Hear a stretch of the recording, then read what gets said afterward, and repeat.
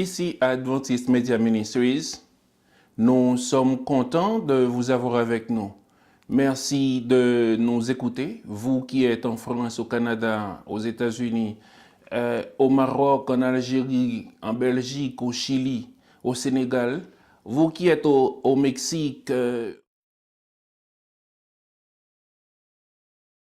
en Angleterre, en Polynésie française, vous qui êtes en Thaïlande, en Haïti, en Ukraine, je sais que vous êtes là. Merci de nous avoir écoutés.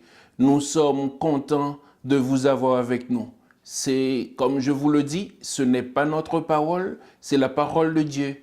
Nous la partageons avec vous et vous êtes avec nous. Nous sommes contents que le sang de Jésus-Christ, qui a le pouvoir de vous laver, de vous purifier, de vous sanctifier, soit avec vous et soit avec moi aussi, parce que j'en ai besoin pour vous transmettre ce message. Je vous remercie vraiment de tout cœur. Le Dieu de paix peut vous le rendre multiple. Nous remercions aussi le technicien qui est avec nous toujours, et c'est grâce à lui que vous pouvez écouter non seulement lui, mais à toute l'équipe technique, parce que ils ont fait un grand travail. La transmission ne pourrait pas se faire sans eux. Même quand je pourrais vouloir présenter l'étude, le sujet ne pourrait pas se faire sans les avoir derrière la caméra. Et eux, ils font un travail encore plus important que nous. Le sujet que nous allons voir aujourd'hui, c'est la sanctification. La sanctification. On parle de saints.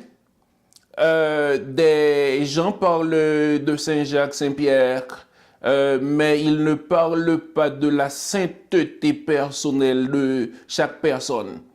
Est-ce que vraiment, en vivant sur la terre, nous pouvons être des saints? Soyez parfaits comme votre Père céleste est parfait, dit Dieu. Nous sommes des pécheurs, c'est vrai.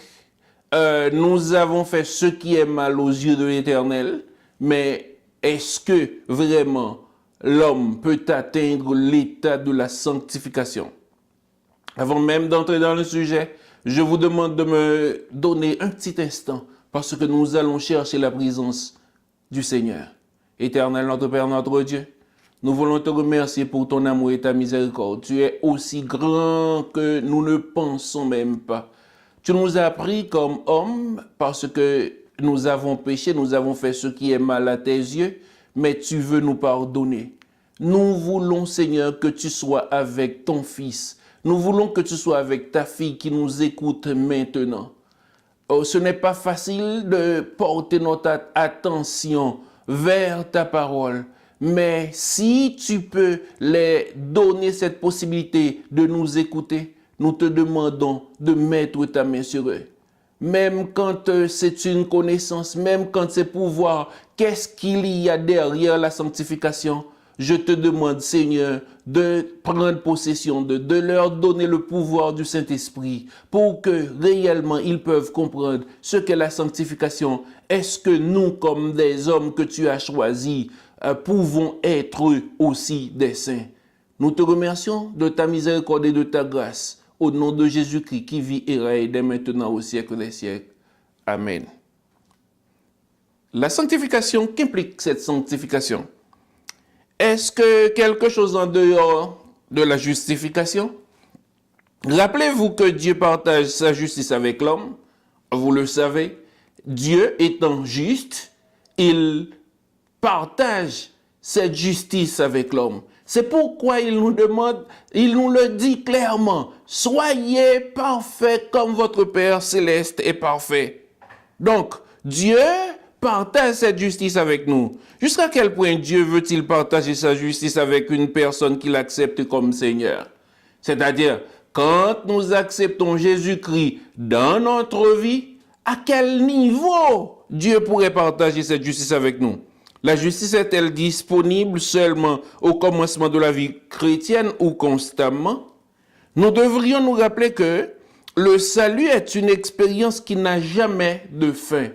Puisque nous vivons encore sur la terre, puisque nous avons nos attitudes, nos penchants et nous sommes dans une culture.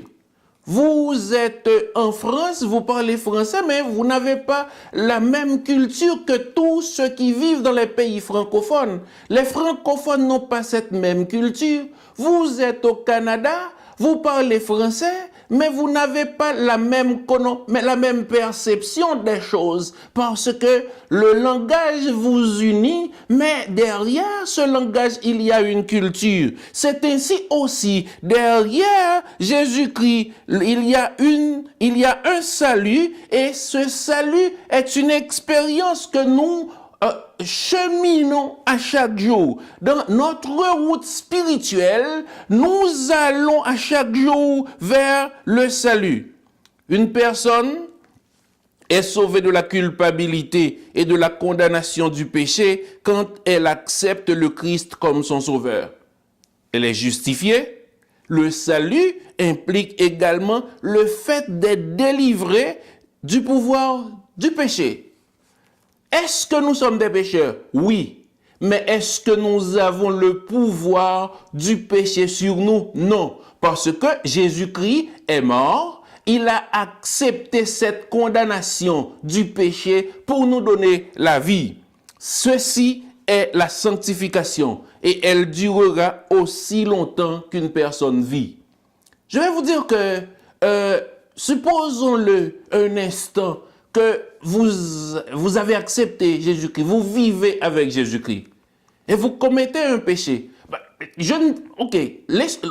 Prenons-le d'une autre manière. Vous ne commettez pas le péché, mais vous avez comme une tentation.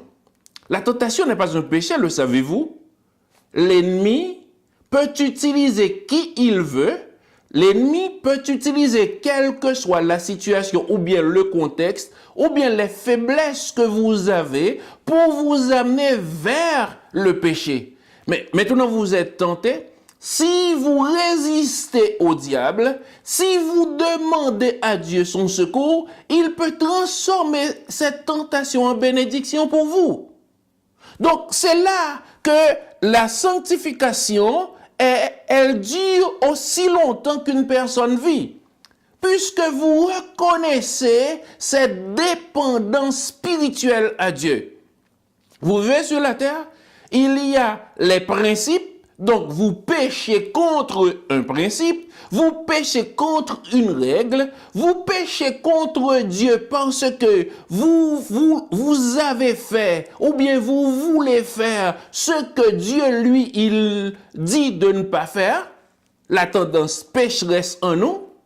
Jésus-Christ est venu sur la terre, il a pris notre corps pour savoir que nous avons cette tendance pécheresse en nous, mais quand nous donnons à lui, qu'est-ce qu'il fait? Il transforme cette tendance pécheresse en une tendance spirituelle qui fait que nous reconnaissons quand nous avons fait quelque chose que nous ne devons pas faire. C'est extraordinaire quand nous avons cette relation spirituelle avec Dieu. Donc, nous allons entrer dans la première question qui dit, est-ce que le croyant sait que Christ le sauvera de la puissance du péché? Est-ce que le croyant le sait? Nous trouvons la réponse dans Romains chapitre 6, le verset 1 jusqu'à 4. Que dirons-nous donc? Demeurerions-nous dans le péché afin que la grâce abonde? Loin de là. Nous qui sommes morts au péché, comment vivrions-nous encore dans le péché? Ignorez-vous que nous tous qui avons été baptisés en Jésus-Christ, c'est en sa mort que nous avons été baptisés? Nous avons donc été ensevelis avec lui par le baptême en sa mort, afin que comme Christ est ressuscité des morts par la gloire du Père, de même nous aussi, nous marchions en nouveauté de vie. Quand nous acceptons Jésus-Christ dans notre vie, quand nous voulons marcher avec lui, il y a une étape spirituelle que nous devons franchir. Cette étape spirituelle, parce que nous acceptons Dieu, nous acceptons Jésus-Christ, la grâce abonde en nous. Maintenant, il nous sauve du péché, mais pour être nettoyé complètement, pour être complètement clair devant lui, le baptême joue un rôle extraordinaire. C'est pourquoi, excusez-moi, je vais entrer dans un point qui va peut-être vous appeler l'attention. C'est pourquoi un enfant ne peut pas être baptisé parce qu'il ne comprend rien dans la décision. Le baptême inclut la croyance en Dieu. Celui qui croira et qui sera baptisé sera sauvé. Donc, si vous voulez passer par le baptême, un sujet que nous allons voir plus tard, vous devez croire en Dieu. C'est ce qu'on appelle dans la Bible accepter Jésus-Christ.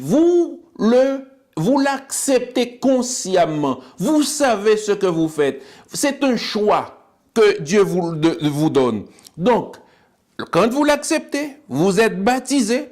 Donc, nous sommes dans le baptême. Quand on est plongé dans l'eau, l'apôtre Paul, dans Romains chapitre 6, appelle ce phénomène ensevelir dans la mort du Christ.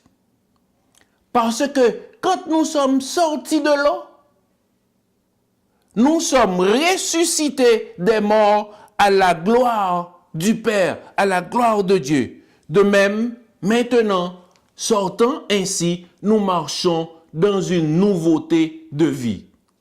C'est extraordinaire. Ce n'est pas prendre quelqu'un qui vous prend et qui vous plonge, mais Dieu vous demande de le faire. C'est une obligation, mais qu'il y a des étapes à suivre. Je ne vous demande pas, par exemple, par ces étapes, je ne vous dis pas non plus que vous devez être absolument, vous devez appartenir à une église. Parce que cette église est Jésus-Christ. Quand vous voulez le suivre, il va vous diriger, il va vous donner les règles, il va vous donner les principes et vous allez le comprendre aussi. C'est ce que Paul veut nous dire dans Romains chapitre 6. Donc, la deuxième question nous dit, quel est l'objet de l'amour chrétien? Nous trouvons la réponse dans Colossiens chapitre 3, le verset 1 jusqu'à 4. Colossiens chapitre 3, verset 1 jusqu'à 4. Si donc vous êtes ressuscités avec Christ, cherchez les choses d'en haut, où Christ est assis à la droite de Dieu. Affectionnez-vous aux choses d'en haut et non à celles qui sont sur la terre, car vous êtes morts et votre vie est cachée avec Christ en Dieu. Quand Christ, votre vie paraîtra alors, vous paraîtrez avec lui dans la gloire. J'aime ce texte parce que il entre dans les mystères spirituels de la relation d'un homme avec Jésus-Christ. Parce que le baptême, qu'est-ce qu'il fait? Quand on est baptisé, on ne cherche pas vraiment les choses de la terre. Vous avez un emploi, oui, c'est vrai. Vous avez votre femme, vous avez votre mari, vous avez vos enfants, vous avez vos parents, vous êtes imbibés, vous êtes mouillés dans une culture, c'est vrai. Mais si vous êtes ressuscité avec Christ, vous cherchez les choses d'en haut, où Christ est assis à la droite de son Père. Donc, si Jésus-Christ, vous êtes avec lui, donc vous allez vous affectionner aux choses d'en haut et non à celles qui sont sur la terre. Votre esprit sera toujours dans le trône à côté de Jésus-Christ. Vos pensées seront toujours là. Hey, ne pensez pas d'un jour à l'autre vous allez pouvoir le faire parce que c'est toute la vie que vous allez le faire. Oui, vous voulez le faire et vous êtes tombé. Parce que vous arrivez à penser aux choses de la terre parce que vous vivez sur la terre. Comme je viens de vous le dire, vous vivez dans une culture, vous vivez dans une maison, vous vivez dans un pays. Mais ce que vous affectionnez, ce que vous donnez l'importance dans votre vie, c'est Jésus-Christ. Donc vous allez chercher les choses d'en haut. Car en ayant été baptisé avec Jésus-Christ, vous êtes mort et votre vie est cachée avec Jésus-Christ en Dieu. C'est là un mystère spirituel que je veux, mon cher ami, que je veux, ma chère amie, que vous compreniez. Car quand vous avez reçu le baptême spirituel de Jésus-Christ parce que vous avez cru en lui, votre vie est cachée avec Christ en Dieu. Quand Christ, votre vie paraîtra, alors vous paraîtrez avec lui dans la gloire. C'est Paul qui nous le dit. Il a fait cette expérience. Je vais vous le dire en 2 mots crus. Paul était un bandit. Il croyait faire la volonté de Dieu à sa manière. Jusqu'à ce que Christ l'a rencontré. Et quand Christ l'a rencontré, il était, quelle que soit la hauteur spirituelle qu'ils avaient dans sa manière, dans sa façon de penser, il était obligé de passer par le baptême pour être mort et avoir sa vie cachée en Christ devant Dieu. Et maintenant, si vous avez cette possibilité, vous voyez que j'arrive un petit peu sur le terrain de la sanctification elle-même. Vous ne pouvez pas être toujours devant la présence de Dieu sans être un saint. C'est parce qu'il vous a purifié, il vous a lavé dans le sang de Jésus-Christ. Donc, et ce lavage a fait une transformation spirituelle, comme il avait dit, vous marchez en nouveauté de vie. Et cette nouveauté de vie appartient seulement à Dieu. La 3e question, comment peut-on avoir la certitude que la sanctification est une expérience continuelle? Philippiens chapitre 1er verset 6 nous dit « Je suis persuadé que celui qui a commencé en vous cette bonne œuvre la rendra parfaite pour le jour de Jésus-Christ. » Oh, Paul en est persuadé. Moi aussi, je suis persuadé que celui qui a commencé en nous, en vous, cette bonne œuvre la rendra parfaite pour le jour de Jésus-Christ. Et le jour de Jésus-Christ, savez-vous, c'est quel jour? C'est l'apparition de notre Sauveur Jésus-Christ quand il viendra sur les nuées pour nous enlever de cette terre de péché, pour nous enlever de toutes les mauvaises espérances que nous avons eues. Nous avons cru dans le système. Le système ne peut pas résoudre les problèmes. Nous avons cru dans notre culture. Il y a quelque chose qui a affecté notre culture. Nous avons cru dans la morale. La morale n'a pas résolu nos problèmes. Nous avons cru dans la science aussi. La science n'a pas pu résoudre les problèmes. La philosophie nous permet de nous poser les questions sans en arriver. Seulement Jésus-Christ a traversé le temps. Seulement Jésus-Christ a traversé les siècles. Seulement Jésus-Christ nous a donné cette espérance. Mais cette espérance n'est pas matérielle. Cette expérience n'est pas intellectuelle. C'est une expérience spirituelle. C'est là que je veux arriver avec vous. La sanctification est une expérience totale. Elle n'est pas complète à la conversion, car elle doit se poursuivre toute la vie. C'est toute une vie d'appartenance à Christ. De cette relation avec Christ, le croyant se développera. Développera quoi? Sanctifie-les par ta vérité, car ta parole est la vérité. Jean 17, verset 17. Sanctifie-les par ta vérité.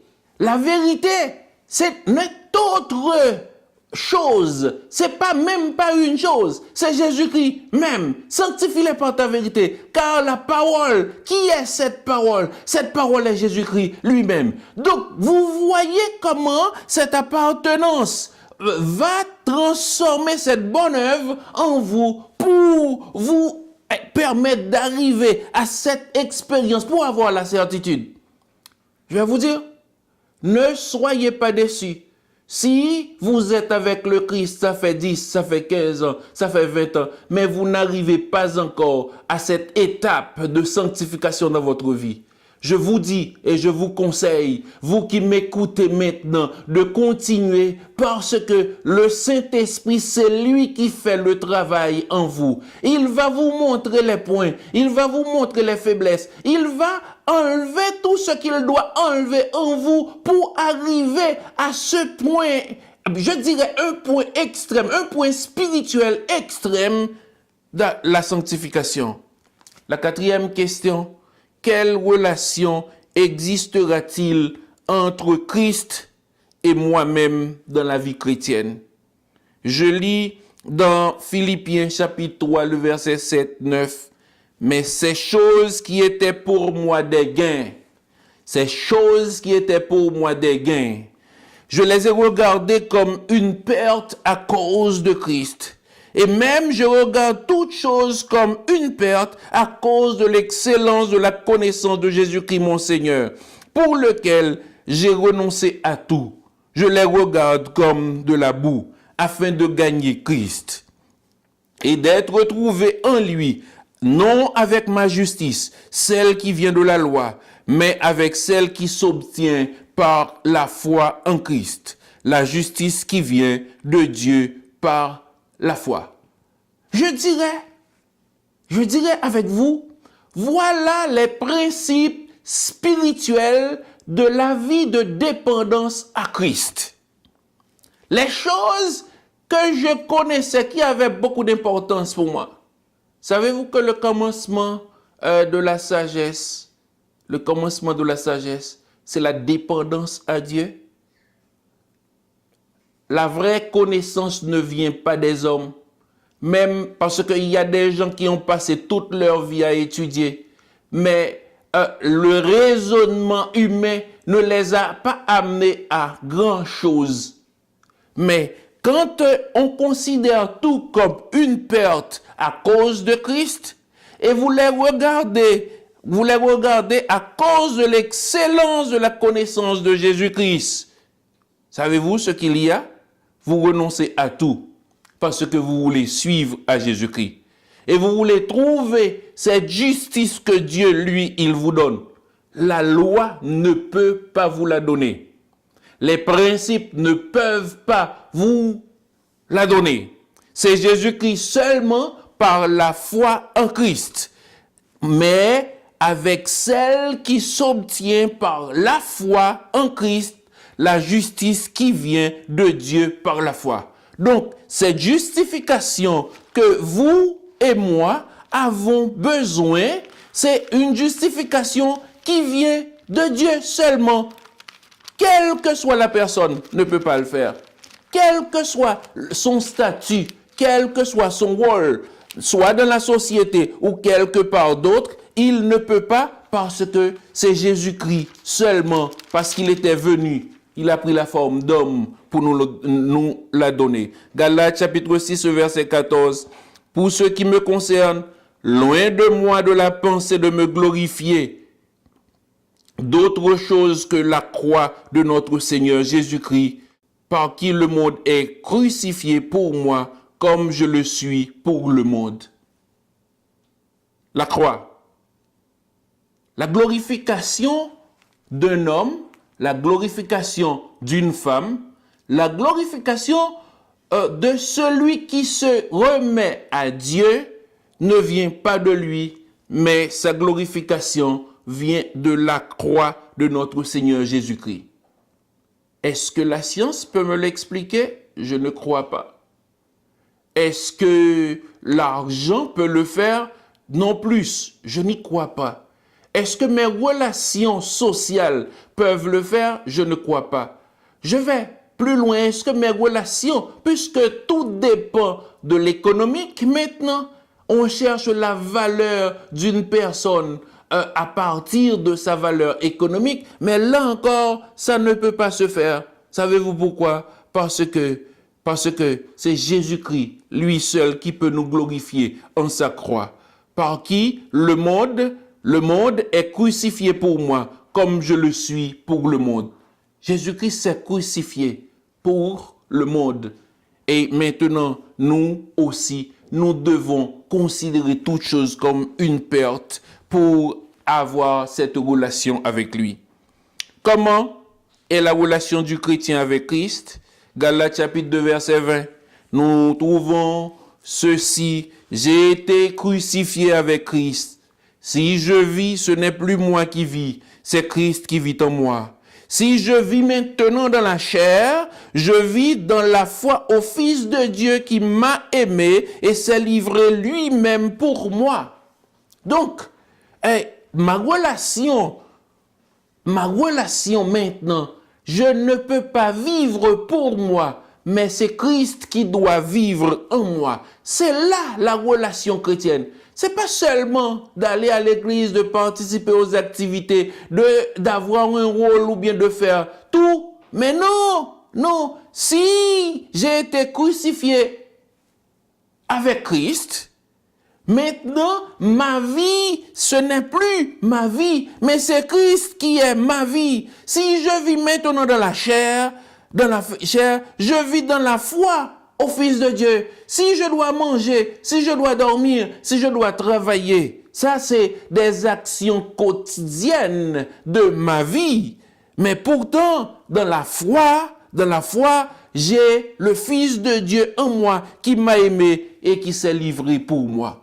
Je ne sais pas si vous pouvez faire la différence de la dimension de notre vie sur terre. Celui qui accepte Jésus-Christ par la foi dans sa vie. Oui, il a une vie de travail. Oui, il a une relation avec les autres. Oui, mais il ne peut pas se détacher de cette vie spirituelle parce que Jésus-Christ, lui qui s'est livré lui-même pour lui, il a accepté cette vie. C'est de cela que je veux vous parler, de la sanctification. Nous avons la possibilité de servir de maître. C'est à nous de fixer notre choix. C'est vous qui devez fixer votre choix. C'est vous qui devez le regarder. C'est vous qui devez prendre votre décision. Dans la vie chrétienne, nous sommes morts au péché, mais nous vivons en Dieu. Savez-vous pourquoi? Je vais lire pour vous Romains chapitre 6, le verset 3, le verset 4. Romains chapitre 6, le verset 3, le verset 4 nous dit: ignorez-vous que nous tous qui avons été baptisés en Jésus-Christ, c'est en sa mort que nous avons été baptisés? Nous avons donc été ensevelis par le baptême en sa mort, afin que comme Christ est ressuscité des morts par la gloire du Père, de même nous aussi, nous marchions en nouveauté de vie. Il y a quelque chose qui se dessine maintenant. Et peut-être vous la posez comme question, et moi je vous la pose aussi. Pensez-vous qu'un chrétien peut mourir? Oui, il peut mourir, mais il dort. La première personne qu'il va voir quand il est ressuscité, c'est Jésus-Christ. Parce que il va faire partie de la première résurrection. Donc, il aura la vie parce qu'il meurt avec Jésus-Christ. Donc, quand on est enseveli avec Christ, il peut se passer bien des choses. Oui, c'est vrai. Mais, savez-vous ce qu'il y a? Ces choses qui se passent ne me font pas peur parce que j'ai un Père. J'ai un Dieu, lui, qui fait tout selon son bon plaisir. Romains chapitre 6, verset 11 à 14 nous dit: ainsi vous-même, regardez-vous comme morts au péché. Regardez-vous comme morts au péché et comme vivants pour Dieu en Jésus-Christ. Oui, comme je vous l'avais dit au départ, vous allez avoir des tentations. Comme je vous l'avais dit au départ, vous allez avoir des attirances pour les affaires de la terre. Oui, c'est vrai. mais considérez-vous comme mort au péché, vivant pour Dieu en Jésus-Christ. Que le péché ne règne donc pas dans votre corps mortel et n'obéissez pas à vos convoitises. Vous allez avoir des convoitises, oui. Vous allez avoir des tentations. Vous allez regarder, parce que vous vivez dans le monde comme tous les autres. Vous allez voir tout ce que les autres regardent. Vous allez penser comme tous les autres pensent parce que vous êtes dans une culture, vous êtes dans une vie. Mais ce n'est pas la décision des autres, c'est votre propre décision. Donc vous n'allez pas livrer vos membres au péché comme des instruments d'iniquité, mais donnez-vous vous-même à Dieu. Donnez-vous vous-même. C'est vous qui vous dites que oui, je me donne à Dieu comme étant vivant de mort que vous étiez, et offrez à Dieu vos membres comme des instruments de justice. Car le péché n'aura point de pouvoir sur vous, puisque vous êtes non sous la loi, mais sous la grâce. Être sous la grâce, vous savez c'est quoi? C'est quand vous donnez vos membres à Dieu, quand vous donnez votre corps à Dieu, quand vous donnez votre esprit à Dieu, quand vous dites, oui, je veux penser, je veux réfléchir, mais je veux que tout va vers Dieu. Vous avez un travail, oui. Vous avez un milieu. Je dis, oui, vous avez un milieu. Mais quand vous allez faire les choses, vous allez faire les affaires, vous allez penser à vos membres. Est-ce que mes membres sont des instruments d'iniquité ou bien est-ce que je me donne moi-même à Dieu comme étant vivant des morts que vous étiez en offrant vos membres à Dieu lui-même?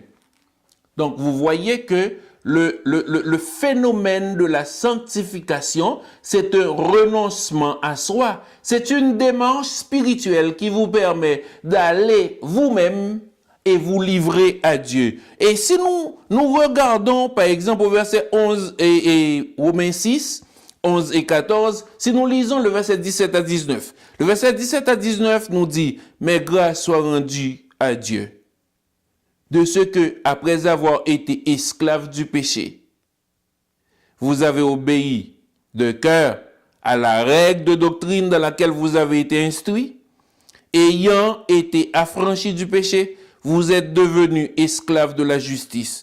Je parle à la manière des hommes à cause de la faiblesse de votre chair.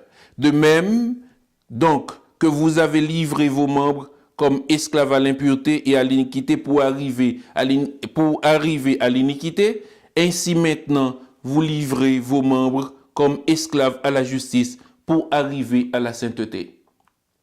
Je dirais un principe physique, la nature a horreur du vide. Si vous dites, mais je savais commettre tellement d'iniquité, c'est parce que vous faisiez de vos membres des objets d'iniquité. Maintenant que vous voulez vous remettre à Jésus-Christ, vous devez transformer vos membres en des objets de justice pour vivre dans la sainteté. Vous pouvez vouloir toujours penser négativement. Vous pouvez vouloir toujours penser croche. Oui, c'est vrai, parce que dans le milieu, tout le monde ne parle que de ça. Dans le milieu, tout le monde ne voit que de cette manière, mais vous savez, dans votre relation avec Dieu, vous ne le pouvez pas. Pourquoi vous ne le pouvez pas? Parce que vous appartenez à Dieu. Vous appartenez à Jésus-Christ. Par rapport à cette appartenance, vous devez vivre d'une manière différente. Vous devez faire les choses différemment. Donc, puisque vous savez que vous devez faire les choses différemment, donc vous vous remettez vous-même à Dieu pour qu'il fasse les choses pour toi. Philippiens chapitre 3, verset 13-14. Philippiens chapitre 3, le verset 13-14. La question est celle-ci. Quel est le but quotidien? Quel est le but quotidien du chrétien dans la vie? Philippiens chapitre 3, verset 13, verset 14 dit, « Frère, je ne pense pas l'avoir saisi, mais je fais une chose, oubliant ce qui est en arrière. » Oubliant tout ce qui s'est passé hier. Oubliant ce qu'il y avait dans votre histoire. C'est Jésus-Christ seulement qui peut vous aider à oublier hier. Oubliant ce qui est en arrière et me portant vers ce qui est en avant. Ce qui est en avant, c'est Christ. Il a été sur la croix, en haut. Regardez en haut à Jésus-Christ. En avant, je cours vers le but pour remporter le prix de la vocation céleste de Dieu en Jésus-Christ. Donc, la vie chrétienne est une course. Vous devez courir en avant. Et quand vous courez en avant, vous n'allez pas voir arrière parce que les autres compétiteurs sont derrière vous. L'ennemi est derrière vous, les amis sont derrière vous, ils veulent toujours vous attirer pour vous faire tomber encore, mais vous savez quelque chose, vous pensez une chose, c'est oublier ce qui est en arrière. La sanctification vous demande toujours de penser en avant, de voir en avant, de voir en haut. Et quand vous voyez toujours en haut, vous regardez toujours en haut, vous verrez toujours Jésus-Christ. C'est toujours, toujours, toujours. Hébreux chapitre 12, verset 1 et 2.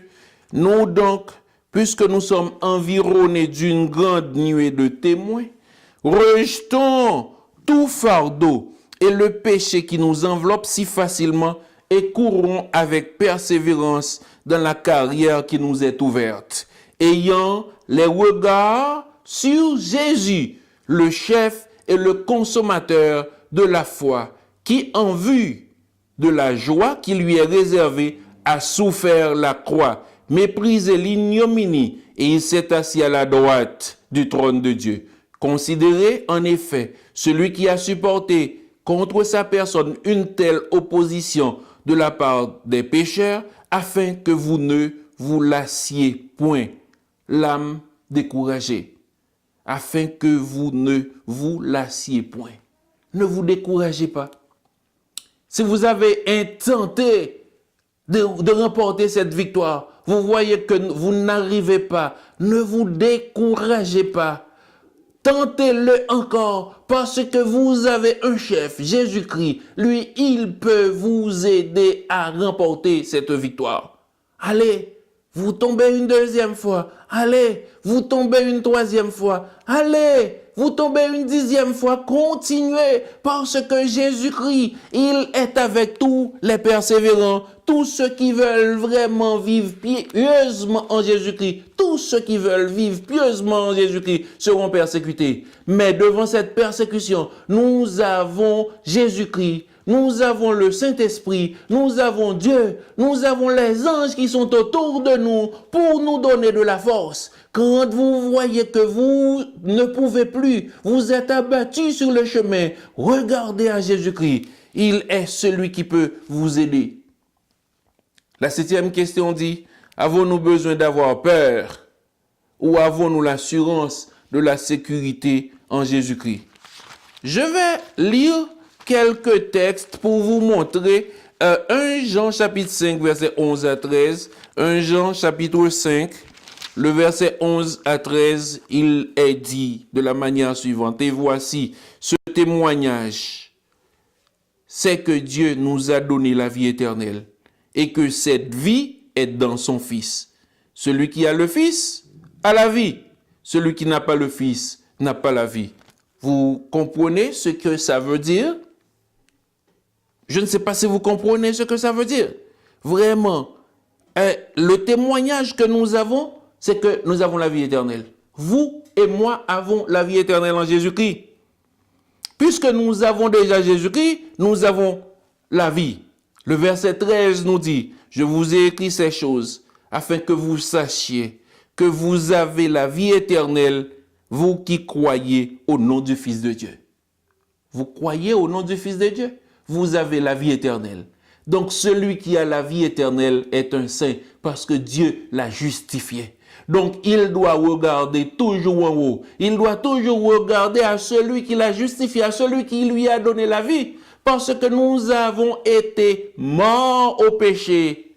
Nous avons été morts et ensevelis complètement. L'ennemi voulait nous gagner. Notre culture nous avait gagné. Les gens autour de nous nous avaient gagné. Notre activité économique nous avait gagné aussi. Mais Jésus-Christ est entré dans notre vie. Il nous dit, hey, non, nous ne devons pas nous perdre. Donc, puisque nous ne devons pas nous perdre, qu'est-ce que nous devons faire? C'est regarder toujours à Jésus-Christ, lui qui nous donne cette possibilité. Vous le croyez? Je ne sais pas, mais moi je le crois. C'est pourquoi je peux vous présenter ce sujet maintenant. C'est parce que Dieu a fait une transformation spirituelle dans ma vie. Il m'a permis de comprendre les choses différemment. Il m'a permis de voir que réellement, si je ne suis pas mort avec lui, je ne pourrais rien avoir. Oui, je vis encore sur la terre. Oui, j'ai un emploi. Oui, j'ai un travail. Oui, j'habite une maison. Mais toutes mes visions, tout ce que je fais, voit Jésus-Christ, lui, qui peut tout transformer. 2 Timothée, chapitre 1er, le verset 12 nous dit, « Et c'est à cause de cela que je souffre ces choses. » C'est à cause de cela que je souffre ces choses. Mais je n'en ai point honte, car je sais en qui j'ai cru. Et je suis persuadé qu'il a la puissance de garder mon dépôt jusqu'à ce jour-là. Je vous dis quelque chose, quand vous choisissez Dieu, peut-être qu'il y a des gens qui vous disent, non, vous n'aurez plus de problème, vous n'aurez plus de difficultés, vous n'aurez plus. Moi, je vous dis quelque chose. Oui, vous aurez des souffrances. Parce que, écoutez bien ce que Paul dit, et c'est à cause de cela que je souffre. Les choses que vous saviez faire, vous coupez de ces choses-là, c'est pas facile. Dans votre culture, ils savent le faire. Et vous décidez à cause de Jésus-Christ de ne pas le faire. Vous n'allez pas souffrir.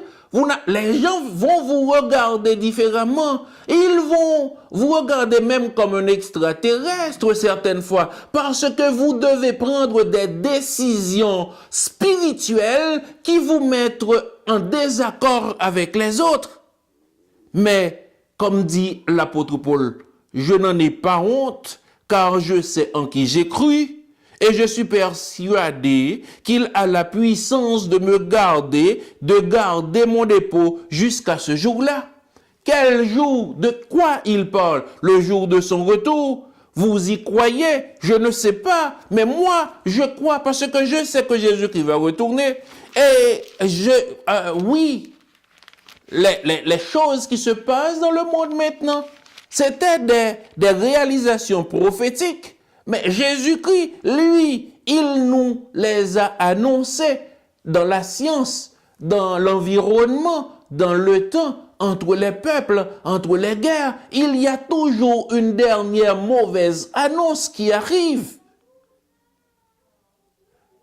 Vous le connaissez, vous qui vivez en Ukraine maintenant, vous savez de quoi je parle. Ceux qui souffrent maintenant dans leur vie, ils savent de quoi je parle, mais nous avons cette assurance. Cette assurance ne se trouve pas en une autre personne qu'en Jésus-Christ. Jean chapitre 10, le verset 27-29. Jean 10, verset 27, verset 29. Mes brebis entendent ma voix, dit Jésus-Christ. Mes brebis entendent ma voix, je les connais. Jésus-Christ vous connaît. Il vous connaît par votre nom. Il vous connaît dans votre famille. Il vous connaît dans votre travail. Il vous connaît dans votre société. Il vous connaît dans cette situation où Jésus-Christ, hey, c'est lui qui le dit, non? C'est lui qui le dit. Mes brebis entendent ma voix. Je les connais et elles me suivent. Puisque vous suivez Jésus-Christ, je leur donne la vie éternelle et elles ne périront jamais. Et personne ne les ravira de ma main. Savez-vous, quand vous croyez en Jésus-Christ, quand vous voulez le suivre, puisque vous reconnaissez la voix de Jésus-Christ, puisque vous savez comment Jésus-Christ, lui, il fait tout, hey, vous n'allez pas retourner. Hey, vous n'allez pas retourner parce que Jésus-Christ est trop bon. Il vous considère trop pour retourner. À quoi vous allez retourner? Jean chapitre 6, verset 40. Il nous dit, la volonté de mon Père, c'est que quiconque voit le Fils et croit en lui ait la vie éternelle. Et je le ressusciterez au dernier jour. Même quand vous mourrez maintenant, vous avez du prix aux yeux de l'Éternel, pour quelles que soient les circonstances. Donc, savez-vous, Jésus-Christ va vous ressusciter au dernier jour. La sanctification est la conversion parvenue à maturité.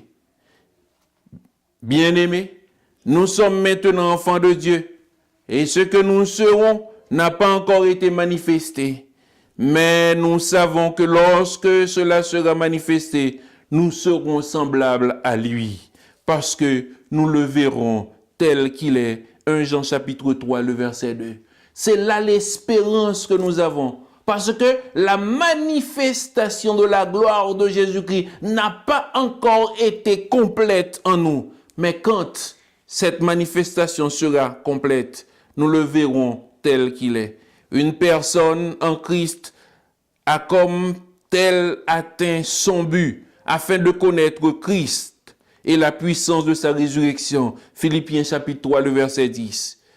En expérimentant la sanctification, nous disons avec Paul, « Si je vis, ce n'est plus moi qui vis, mais c'est Christ qui vit en moi. » Galates chapitre 2, le verset 20. Vous comprenez que la sanctification, c'est pas moi qui vis. C'est pas vous qui vivez. C'est pas votre femme qui vit. Ce ne sont pas vos enfants qui vivent. Mais c'est Christ qui doit vivre en eux. Et si Christ vit en eux, écoutez, savez-vous, ils ont la vie. Ils ont la sanctification. Mes chers amis, mes chers internautes, mes chers auditeurs, nous sommes contents que vous avez été avec nous. Adventist Media Ministries et toute l'équipe vous remercie d'avoir été avec nous. Continuez avec nous parce que nous allons étudier encore d'autres sujets. Notre prochain sujet sera la prédestination. Restez avec nous au prochain sujet et puis nous serons contents de savoir que vous êtes là. Merci.